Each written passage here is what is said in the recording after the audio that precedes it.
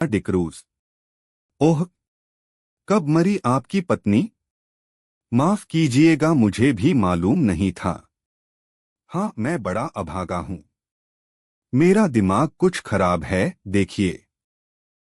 कहकर उसने झुककर अपनी खोपड़ी चंदर के सामने कर दी और बहुत गिड़गिड़ाकर बोला, पता नहीं कौन मेरे फूल चुरा ले जाता है।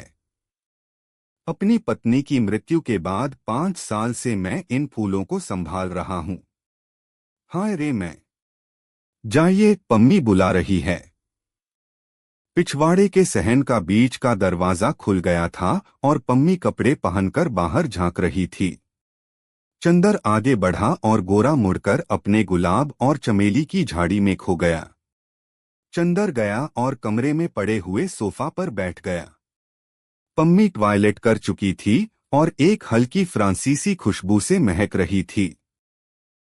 शैम्पू से धुले हुए रूखे बाल जो मचले पड़ रहे थे, खुशनुमा आसमानी रंग का एक पतला चिपका हुआ झीना ब्लाउज और ब्लाउज पर एक फ्लैनेल का फुल पैंट जिसके 2 गेलिस कमर, छाती और कंचे पर चिपके हुए थे। होठों पर एक हल्की लिपस्टिक की झलक मात्र थी और गले तक बहुत हल्का पाउडर जो बहुत नजदीक से ही मालूम होता था। लंबे नाखूनों पर हल्की गुलाबी पेंट।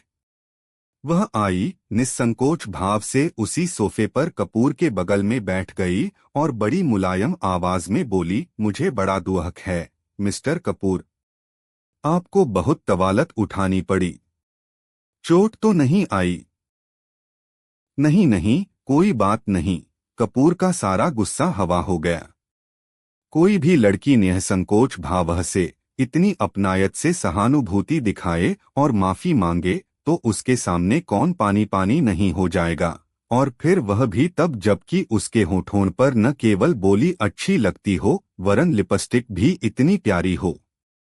लेकिन चंदर की एक आदत थी, और चाहे कुछ न हो कम से कम वह यह अच्छी तरह जानता था कि नारी जाति से व्यवहार करते समय कहाँ पर कितनी ढील देनी चाहिए, कितना कसना चाहिए, कब सहानुभूति से उन्हें झुकाया जा सकता है, कब अकड़कर।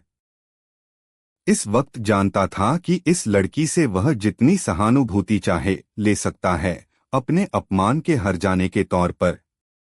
इसलिए कपूर साहब बोले, लेकिन मिस डिक्रूज, आपके भाई बीमार होने के बावजूद बहुत मजबूत हैं। उफ, गर्दन पर जैसे अभी तक जलन हो रही है।